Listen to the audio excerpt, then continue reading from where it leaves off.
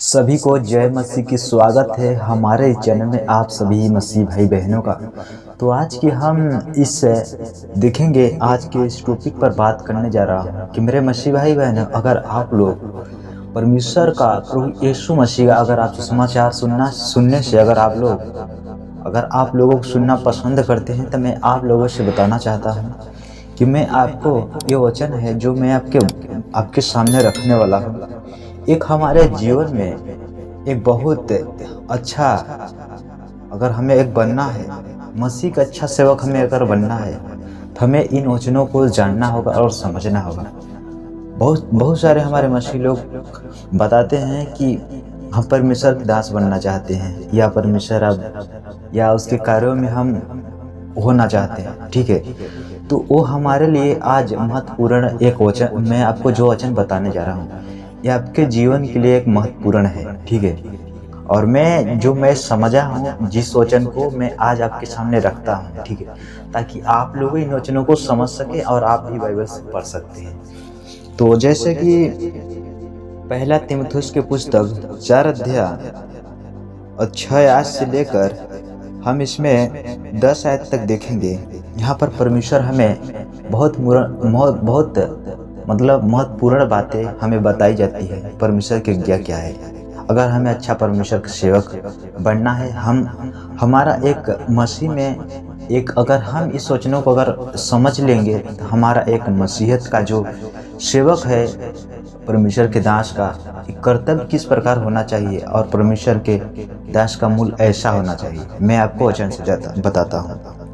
तो लिखा है पहला तीमुथियुस 4 के 6 से 10 तक लिखा है, यदि तू भाइयों को इन बातों की सुधि दिलाता रहेगा तो मसीह यीशु का अच्छा सेवक ठहरेगा और विश्वास और उस अच्छे उपदेश की बातों से जो तू मानता आया है तेरा पालन पोषण होता रहेगा।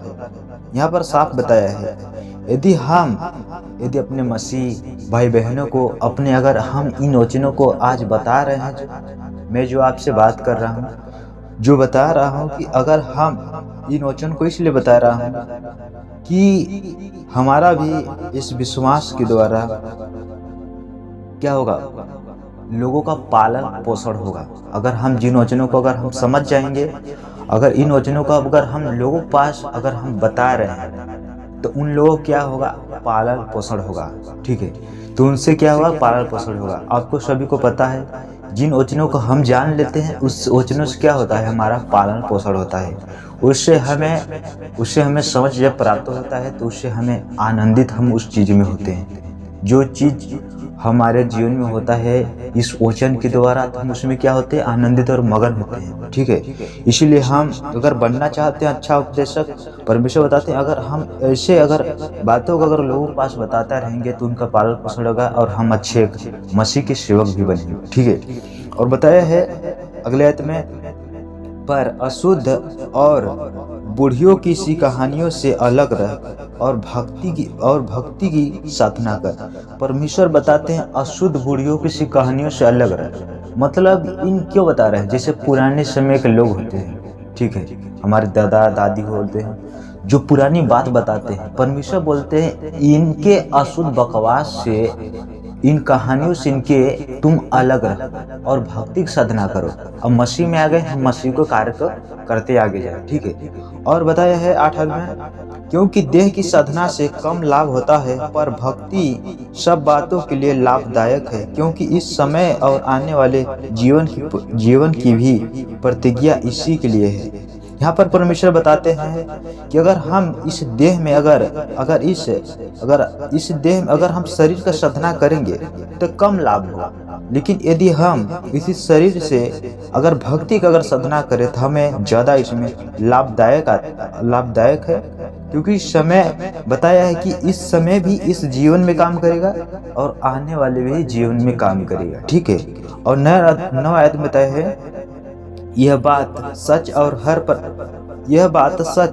हर प्रकार से मानने के योग है, ठीक है। ये परमेश्वर बता रहे हैं यहाँ पर, यह बात जो सच बताया है ये जो बात सच है कि ये मानने की योग है। परमेश्वर जो हमें बताते हैं वचन, ये मानने की योग है कि हमें इस अगर देह से अगर हम भक्तिक साधना कर रहे हैं तो हमें आने वाले जीवन में उस प्रतिज्ञा में हमें काम देगा। ठीक है, अगर हम इस जीवन में इस कार्यों को नहीं कर पाए तो हमारा सब कुछ आगे समय में व्यर्थ हो जाएगा। अगर यीशु मसीह में बहुत सारे लोग हैं जो संसार में पड़े हैं, आज बहुत तरह के दुख तकलीफ सह रहे हैं। अगर इन चीज़ों को अगर वो समझ ले तो उनको भी जीवन मिल सकता है। सबका उद्धार यहाँ पर लिखा है, सब जातियों का, एक जाति का नहीं। ठीक है, तो और बताया है क्योंकि 10 में लिखा है, क्योंकि हम परिश्रम और यत्न इसीलिए करते हैं कि हमारी आशा उस जीवते परमेश्वर पर है जो सब मनुष्यों का और नीच करके विश्वासियों का उद्धार करता है। हम क्यों परिश्रम करते हैं? आज मैं क्यों परिश्रम कर रहा हूँ? इसलिए कर रहा हूँ परिश्रम कि हमारा आशा उस जीवते परमेश्वर पर है। इसीलिए जो सब विश्वास करने वाले का उद्धार करता है। कौन है? यीशु मसीह।